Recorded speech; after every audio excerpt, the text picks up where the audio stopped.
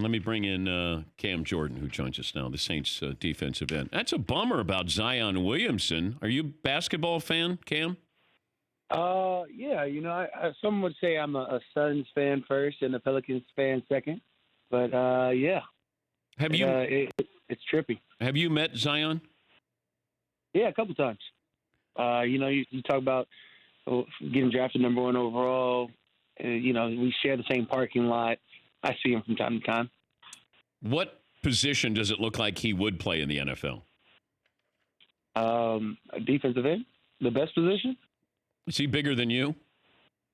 Taller for sure. Yeah, probably. What, he's 6'6", 6'7"? 6'6", 285. I mean, I feel like I know what 6'6" is like. He feels like 6'7". Well, no, they measured him. They are actually measuring NBA players this year because guys have been lying about their height for such a long time. Yeah, I hear you. Can we get the same thing to happen for football? I mean, I feel like naturally, the NFL Combine, guys somehow get like an extra inch and a half, and I want to know how that happens. Well, Brees was 6'1.5", I think, for a long time. I mean, he's 6 feet tall, right? And they say Kyler Murray's 5'10". Again, I don't know where the guys get about this inch and a half, 2 inches. Well, you got Kyler Murray coming up. How do you simulate facing Kyler Murray? I don't know. In terms of practice, I think we're going to let we might have to let Alvin Kamara, go be quarterback. But I mean, in terms of shiftiness, Kyler's explosive now. Coming out the pocket is impressive. In fact, in terms of what he's able to do, he's a baller. I might even let Deontay Harris get it because then they'll be the same size. Did you watch Monday Night Football?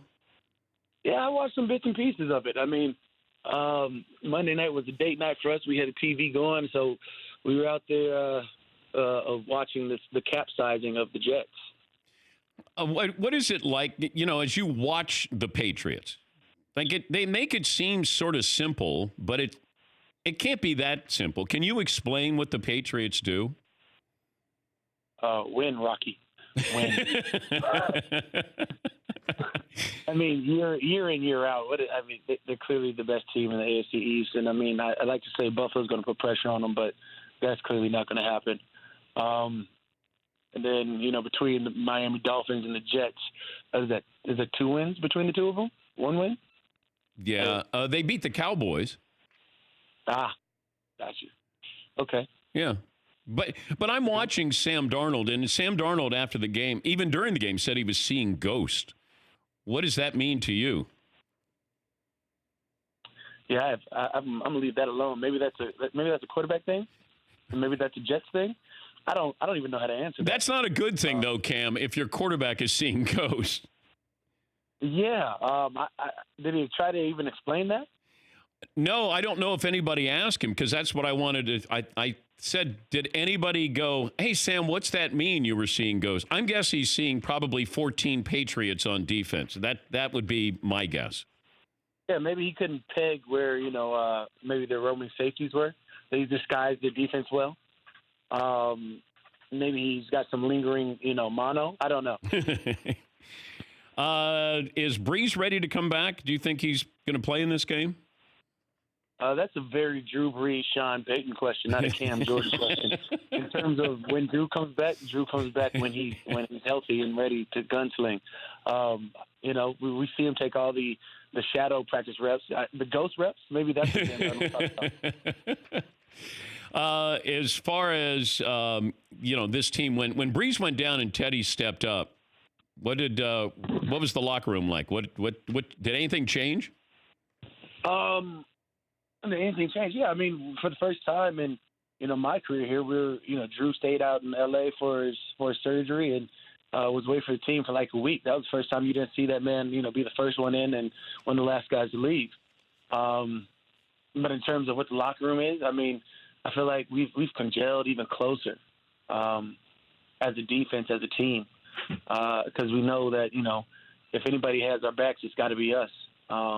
And especially when Drew first went down and we lost to the Rams, outside looking in, everybody was from all the analysts were talking negatively about how we probably weren't going to succeed. But we know the locker room we have. We know the integrity of the guys that we have in this locker room, and it was up to us to prove the world wrong. And I feel like, was it 6 games later, 5 games later? Yeah, we're doing all right. He's Cam Jordan, the Saints defensive end, 4-time Pro Bowler and first-team All-Pro in 2017. 7 sacks through 7 games so far. If I could give you a mulligan and we just took away, now I know that you never take away from the non-call against the Rams, but the fact that because of one call, we changed reviewing pass interference. If you could take that away, like, has it solved anything? Has it made the game any better? Yeah, I don't know. I'm gonna let you speculate on that one, because at this point, I've seen it. I've seen the flag being thrown a couple of times. It hasn't gone their way. So I have no idea. When you talk about what it is to actually throw the flag or impact the game, I know there has been flags that were thrown early, that some errant flags that have been thrown, maybe taking away a touchdown.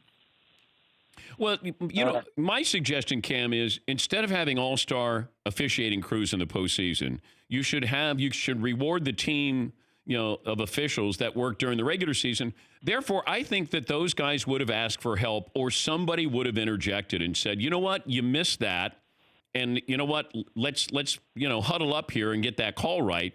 It felt like because they were all-star crew that maybe ego got involved in that. What do you think of my conspiracy theory? Had it been about 7 months ago, I would have entertained every conspiracy theory. But at this point, we're on to a new season. We're on to what we've got what we've got ahead of us. Yeah. As much as we talk about those zebra stripes, that is something that we just hopefully expect for a higher standard. That all seems to be unanswered. And I wonder, I guess the only thing that leaves that permanently in your rearview mirror is winning a Super Bowl. Then it's rarely brought up, would you say? Yeah, I would like to think so. I feel like if we win a Super Bowl, I mean, that makes, the last 2 years of playoff mishaps better. I mean, in terms of icing and, cherry on top. We got Aaron Rodgers on later on in the show. I think he was at Cal, 6 years before you. Did you ever cross paths with Aaron Rodgers on campus? On campus, no. Yeah. We've tangled on the field a couple times. Do you ever talk? Yeah, after the game, of course. He's older than me. I wouldn't say significantly older, but he's definitely older. And especially, when you go to the prestigious university like the University of California, Berkeley, it's always ties there. It's always familiarity there. It's always ground that you could rely on. The Go Bears, roll on you Bears goes far. You don't have a secret handshake, do you? I wish. I feel like all Cal guys should create one. Would you ease up on Rodgers just a little bit? Absolutely not. No, you would not. If anything, I'd like to hit all my friends. That leads us to further conversation in the offseason. If I can smack all of my friends, we could talk about it. How many quarterbacks do you have as friends who are not on the Saints? That is a phenomenal question. I like Jameis. I actually like Jameis off the field. I feel like me and Cam Newton have a special bond, whether he admits it or not. That's a bromance, I think, from your perspective, maybe not from Cam's. It might be one-sided. I feel like, I've got nothing but the deepest appreciation from Matt Ryan. I don't know, something about these NFC South quarterbacks. They hold a special place for me. Could you see wearing a bonnet like Cam did? We talk. That is a special interpretation of fashion. I don't think many people in this world could pull that off, but maybe he can. That's a poll that I won't take part of. How about the next time you play them, you wear one? Where do you even buy one? I don't know. I'll ask my auntie about it. But also, I asked Greg Olson about this. I said, does Cam Newton have a if we win outfit, And if we lose that, because it's tough to go to that press conference after you've lost and you're dressed like that and you got a bonnet on. Do you have a win and a lose outfit? No. I don't think he does either. No, he doesn't. No, that's what Greg Olson said. He goes, no, that what he shows up with, that's it. And there are times when he loses, and I go, that's not a good look for a guy who just got blown out.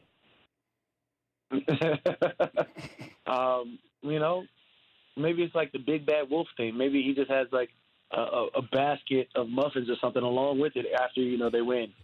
Maybe he just leaves that basket. Maybe there's something accessories that we're missing after a win versus a loss. I don't know, Cam. I don't know. I think you're being nice to Cam, but I understand it. You want to keep the peace, and that's your guy, your boy. You send him wine. He doesn't send wine to you. You send wine to him. I don't think they've won much against us the last couple of years. I was just trying to share the celebration. Oh, wow. We'll leave it at that. Have fun chasing Kyler Murray this weekend, and always great to talk to you. Congrats on the start of the season. Absolutely. Much appreciated. Thanks for having me on. That's Cam Jordan, one of our favorites. Saints defensive end, 4-time Pro Bowler and first-team All-Pro in 2017. 7 sacks through 7 games. Yeah, he sends Cam Newton wine. I think whenever they win, they beat them, then he sends Cam wine. I guess if you're that big, you can get away with that. For more Dan Patrick Show, tune into Audience Channel 239 on DirecTV. Stream for free on BR Live or download the Dan Patrick Show app.